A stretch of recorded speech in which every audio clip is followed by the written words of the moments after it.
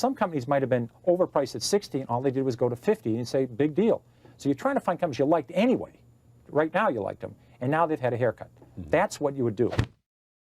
Lynch is highly regarded as one of Wall Street's legendary money managers. He ran Fidelity's Magellan Fund from 77 to 90. At the end of his 13-year helm, it was up over 2,700% and had become the world's largest mutual fund. He remains on the board of trustees at the Fidelity Group and is vice chairman of Fidelity Management and Research. His new CD-ROM is called The Stock Shop with Peter Lynch, and its strategies to invest in the stock market with confidence. All the profits for this go to charity, I think. He joins me now to talk about the remarkable record volume day on Wall Street and other matters of investing, and I am very pleased to have him back at this table. Welcome back. Hey, Charlie, good to see you. It's smart of me to schedule you on a day like this. 3 months ago, I said, when do you want Lynch to come in? Right. I said, let's get him on Tuesday. Something's going to happen in the market that week, and so here we are. Glad to be here. Explain to me what's going on. Well, we had a huge run. I mean, the market was 4,000 just, 2.5 years ago. Yeah. And it ran up to 8,300 in August. And, like any big rally, sometimes it backs off. I mean, it's healthy. In fact, I'd rather have gone down 1,000 points than gone to 12,000. If you look at Japan, Japan went from 5,000 to 15,000 on their Dow. And it was fairly priced at 15,000 on earnings and everything else. Then it went to 40,000.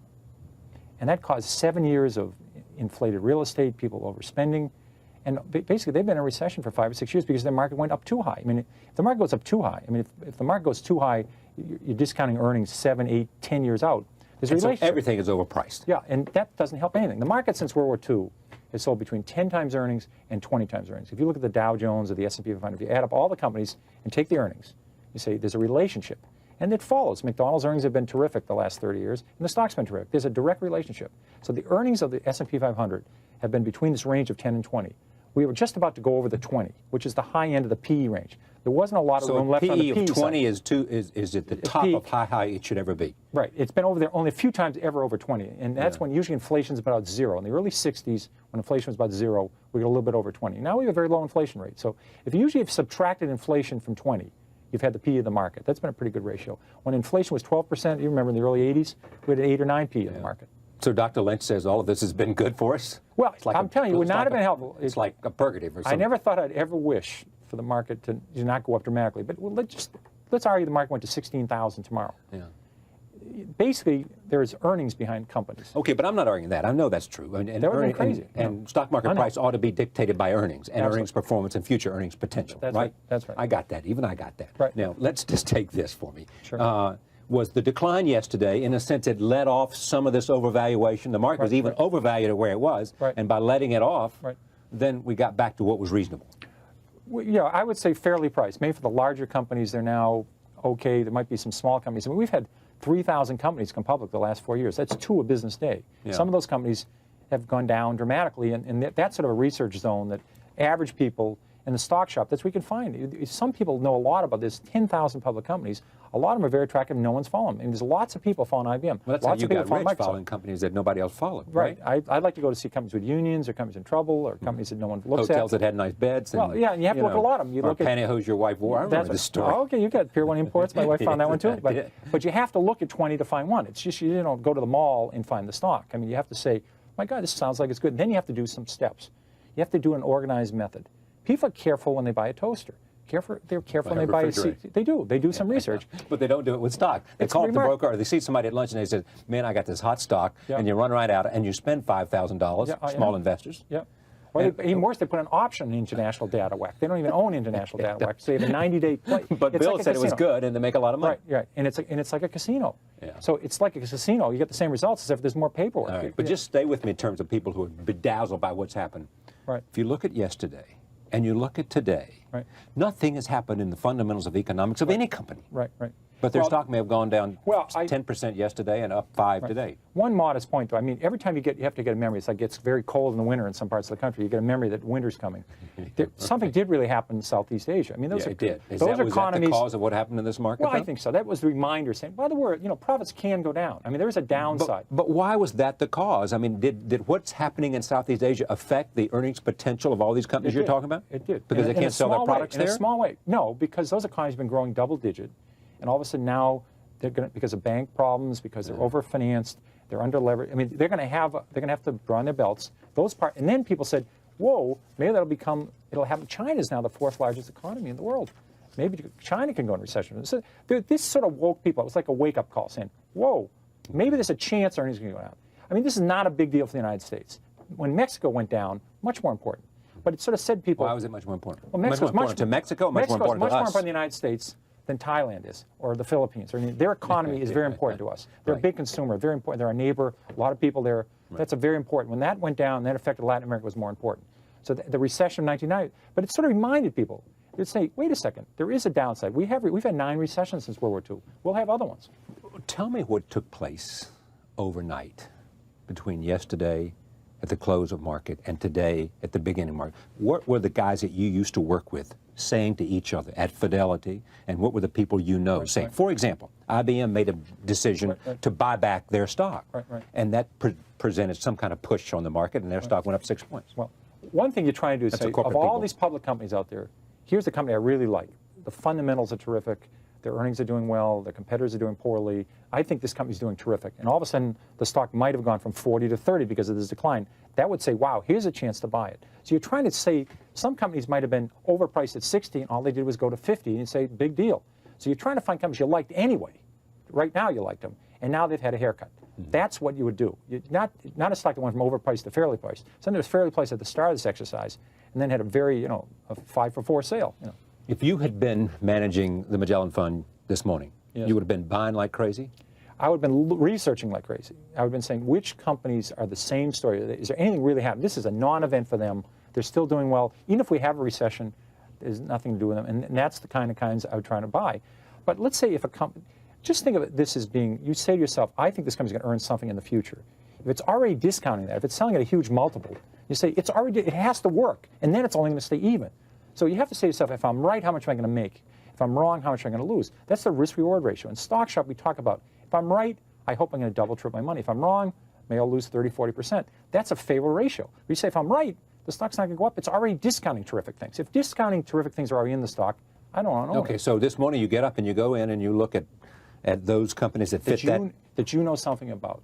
You have to have an edge. I mean, let's say the cement industry goes from crummy to semi-crummy to fairly good. The stocks are going north. You're going to make money. That's the industry you know. What if you know the publishing industry? Some people have an edge. You work. I mean, what if you last 30 years you worked in the restaurant industry? You would have seen Taco Bell. You would have seen Sbarro's. You would have seen Pizza Hut. You would have seen Chili's. You would have seen these companies doing very well. You should have bought those instead of trying to buy biotechnology stocks you know nothing about. I mean, I know nothing about local area networking. A lot of people are buying this Cisco. They're buying the equipment, saying, we're going to root together all these peripherals, we're going to put together the servers. Well, but that's not a bad buy because they own a huge percentage of their market. But they're saying only a few people had that. I say, my God, if it works for us, other people try it, then colleges will try it, high schools will try it, then they'll go overseas. They knew they were early in the ball game.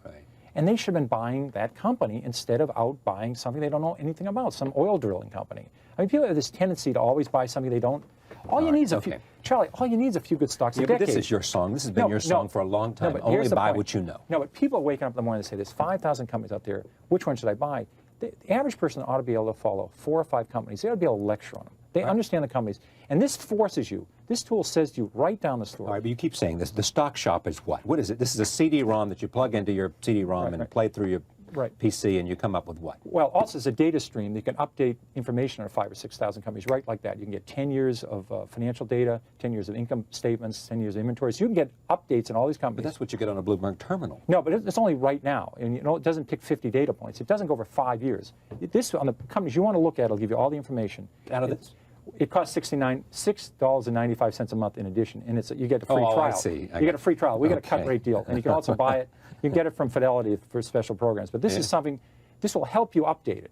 So you can say, this is a company I want to look at. I want to see what do the cash looks like. And if you don't understand what cash is, if you don't understand what debt is, I always said, let's say you're looking at companies that are doing poorly. They're not doing very well. Why don't you buy the one that has $300 million in cash instead of the one that's almost bankrupt? I mean, a lot of companies are selling at $2 or $3 a share. They might be losing $10 million. That's a no-brainer, isn't it? But people don't do it. And well, they don't do it because they don't know how to do the research. Well, you can look up the balance sheet. Say, listen, they got $300 million in cash. They're losing $10 million a quarter. They'll be okay. This other company's got no cash, $700 million in debt. They're about to blow taps. But you're telling every small investor in America anyway they ought to invest in a mutual fund, aren't you? I'm telling you can do both. You could be investing in mutual funds, and occasionally you should be able to find a stock that's going to make a difference in your life. If it's an industry you know something about. Industry or a local company. there's a lot of people that saw, they saw La Quinta Motor Inns in Texas. They said, my God, I mean, there are a lot of people have seen local companies.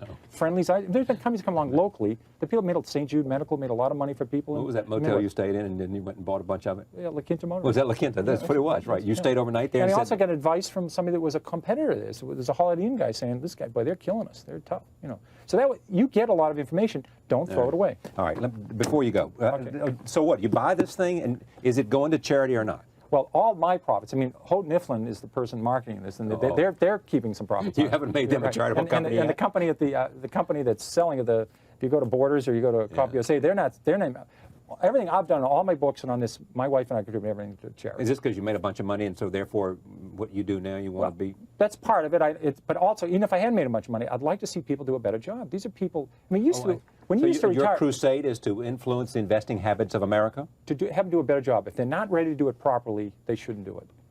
And you used to be able to retire and you get half of your last year's salary. Yeah. You'd have a pension. You could rely on that. Now you have to do it for yourself. Some people are presented, they're let go or they're early retirement and they're given $500,000 and they say, this is it. This is your retirement, lady. You've got to take care of it now.